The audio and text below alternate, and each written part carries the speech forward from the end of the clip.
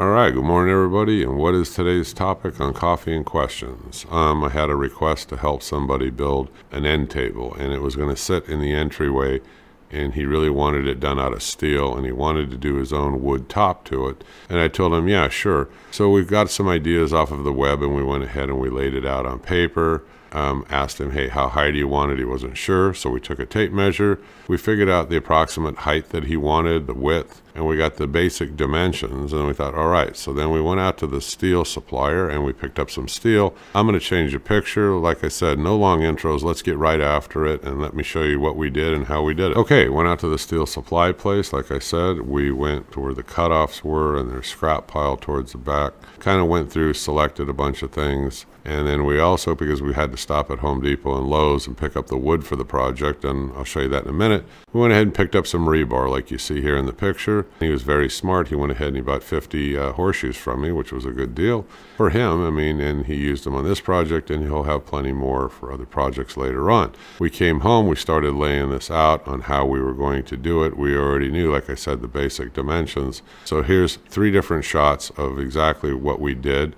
This picture's off of the web, so we use this as a template. Okay, let's start by taking a closer look at the picture on the upper left. Now you're going to see we got fairly thin gauged, rectangular tube steel. You don't need anything heavy duty unless they're giving you a hell of a discount in that scrap bin. But if you had to buy it in the 10, 20 foot lengths, you can use real thin gauge, thin walled rectangular steel to do this, because it's not going to support like a car any significant weight, so don't worry about it. So we got the steel, we went ahead and we cut the height on all 4 pieces. Okay, then we laid it on the ground. I have a concrete shop floor, and then I use those Harbor Freight magnets like in the past videos, and I used it's a framing square, just a square, and I made sure everything was square both on the inside and on the outside. And then if you take a close look, you can see where we tack welded. So like I always say, tack weld, don't permanently weld anything. There's going to be a time when you're going to tack weld something and you're going to need to take it apart. It's a lot easier with a 4.5 inch angle grinder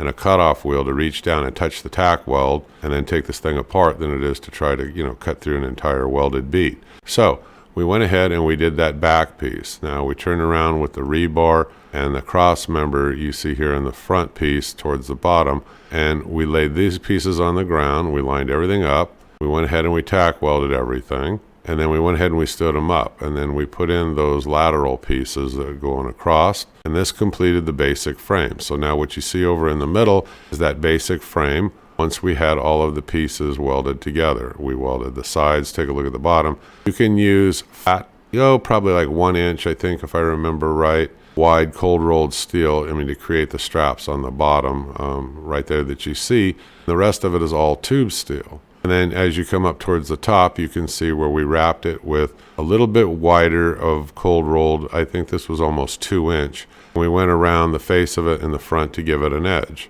Okay, then you'll see where we welded more of the rebar on there, and then we welded the horseshoes. And this starts to be the fun part where you start completing the project.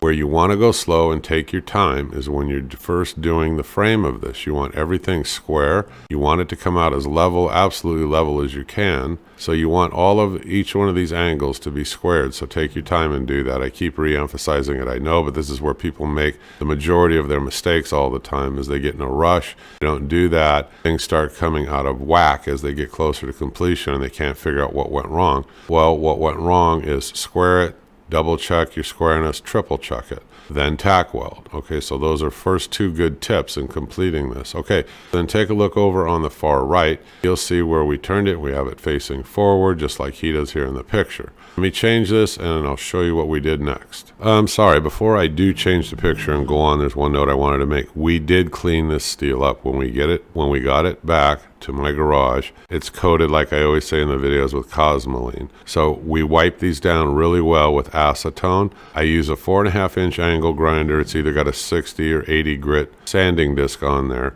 And we touch up everywhere that we're going to weld. It's like a form of weld prepping. And You're not going to get everything, but you'll be able to get the ones that you missed as you go. But those are the steps. People don't like doing it sometimes. It seems like a little laborious process and a pain, but you're going to save yourself an enormous amount of headache if you just do those few steps. So wipe it down real well with acetone, get all that stuff off of there, weld prep all of your areas, and then go ahead and do this and start tack welding things up. Chop saw works good. You can also use a 4.5-inch angle grinder with a cutoff wheel. Those work. I've used them before. Sometimes I don't even get out my chop saw. So either way, and okay, let me change the picture and we'll move on with the discussion. Okay, let's start with the picture here on the upper left.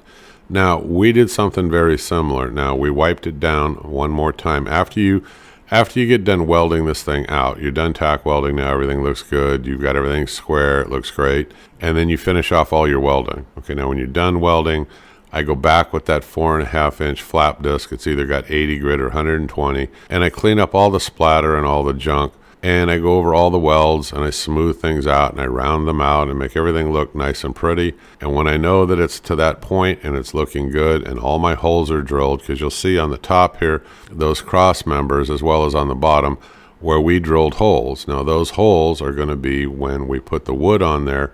We're going to come up through it with screws to help support and hold those shelves. So when we're done, doing all the drilling and all the monkeying around and all the cleanup, and it's all wiped down real well, then we go ahead and decide what we're going to paint it. Now, we did something very similar to what this picture is. We use a textured bronze spray can color. You can get them at Home Depot and Lowe's. Textured comes in all different colors. It comes in black, bronze, there's many different colors. We used bronze. It's the color he preferred. It came out a little bit different than this because it's got a real rough texture, kind of a paint. It came out really nice looking.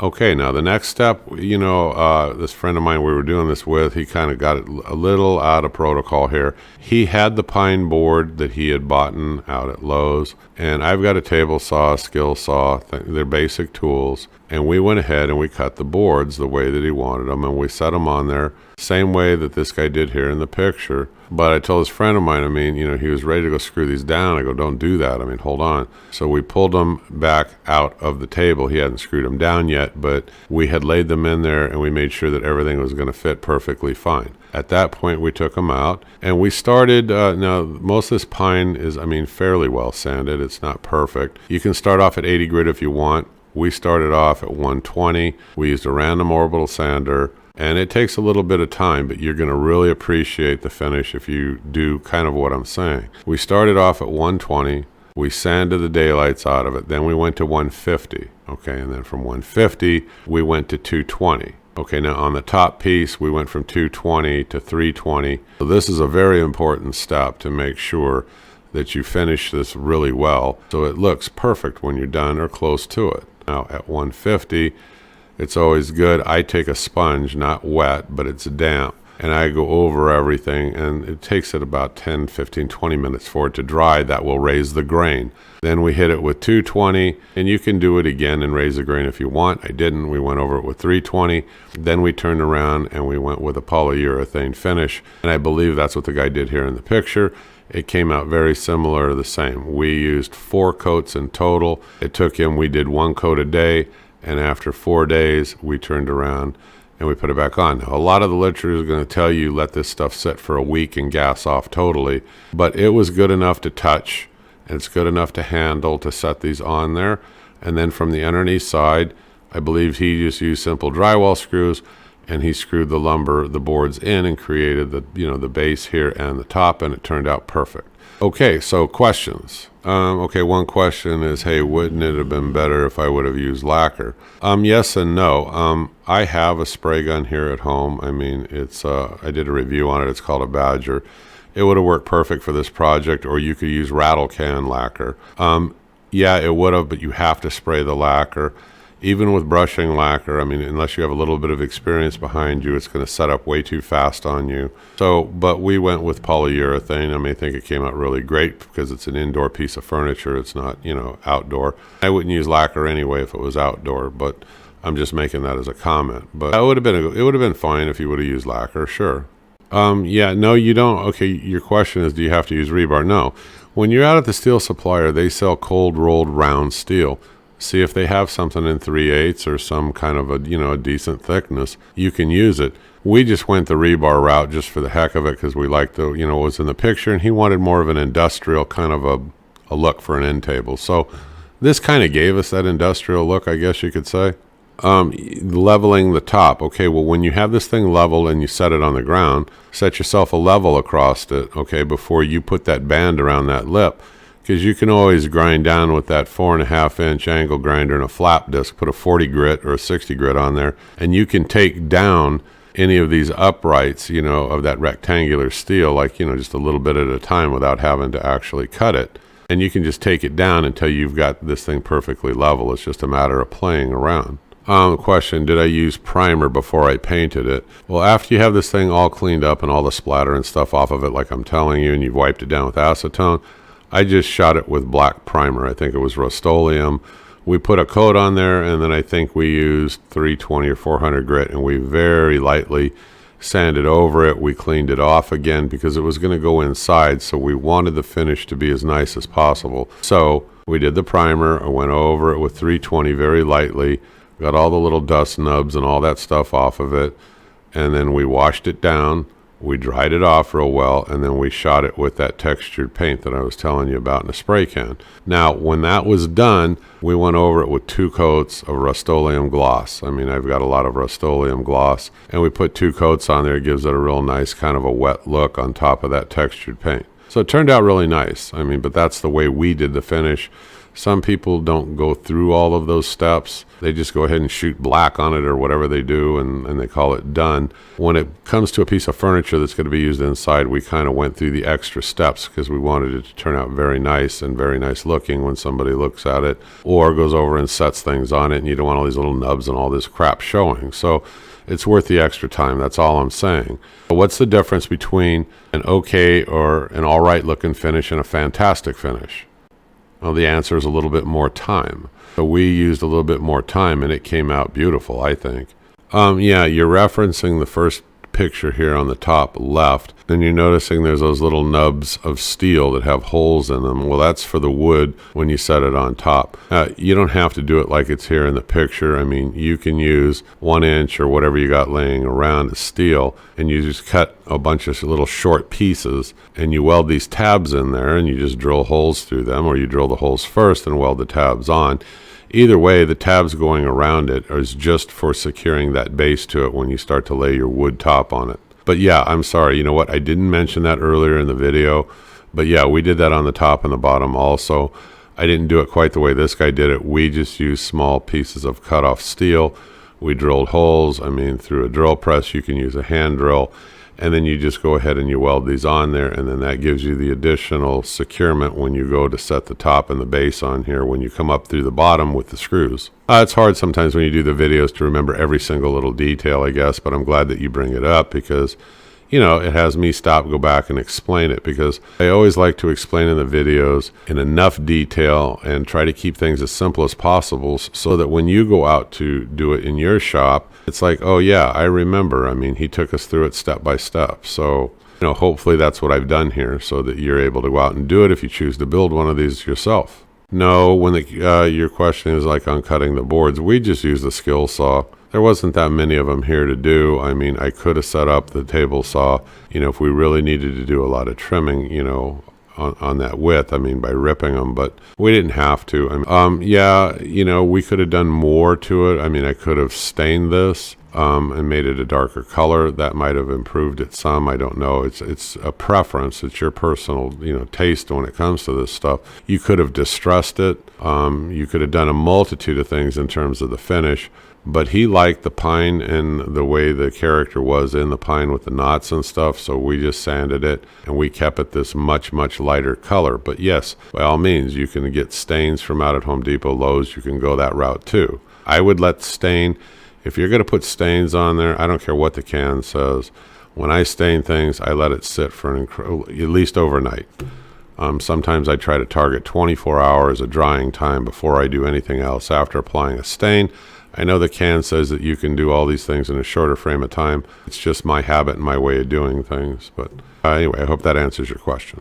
when it comes to talking about finishing, I mean, this becomes a very complicated area. We could go on and on talking about a whole bunch of different ways to finish things. My point in discussing some of the finishing things with you is, like I said, what's the difference between a mediocre finish and a fantastic finish? It's just a little more time. So the more time you spend in your prep work, the nicer and the higher quality that finish is going to turn out. That's just my point. That's all I was dragging out. I didn't really want to get into a conversation on finishes. I'm just explaining to you what we did here. Go through the grits. And, just a suggestion, don't jump grits. I mean, don't go more than 50. If you went with 100 or 120, go to 150, then go to 220. From 220, you're okay to go to 320. I mean, that's what we did. I mean, you can do that, but on the rougher grits, don't. And you want to sand until you get all the marks out of the previous grit. So make sure all of the marks from the 80 grit, if you started off with 80 grit, make sure all those marks are out of there when you're using 120. So use 120 and keep sanding it until those 80 grit marks are gone. Then when you go to 150, keep sanding it until those 120 grit marks are gone. And so on until you're ready to apply your finish. You'll be much happier with the results. If you don't, when you apply that finish, those scratch marks are going to show through. And it does not look good, okay? You'll learn the hard way. So take my advice, don't do it. All right, I wanted to throw this in. Now, this is another project that this same individual did. Now, this is a little bit different than the one that we made, but I threw this in just for completion's sake. So if you want to do a different variation, it's right here. And he also made this rack that you'll see laying on the ground to the left of the table. But notice that the table is even more simplistic than the one that we made. You don't have to go the route that I did with a friend of mine. You can go this route too. You can make it out of angle iron. You can do anything that you want and create this V-shaped, kind of a table. And the base, like I said, is just the pine from out at Home Depot or Lowe's, and finish it how you want. But this is another version of it. There's a rack next to it when it goes up on the wall. It's a little shelf rack. I thought it was a pretty cool idea that he did. It's probably for out in his garage. Okay, I think that's about it for this video. I'm going to wrap this up. I'm the home handyman. I hope, you get a little bit of inspiration going. Maybe you want to make a table for yourself. Maybe you want to make it for the garage. You don't have to do all this finish work. Maybe you want to make it for inside.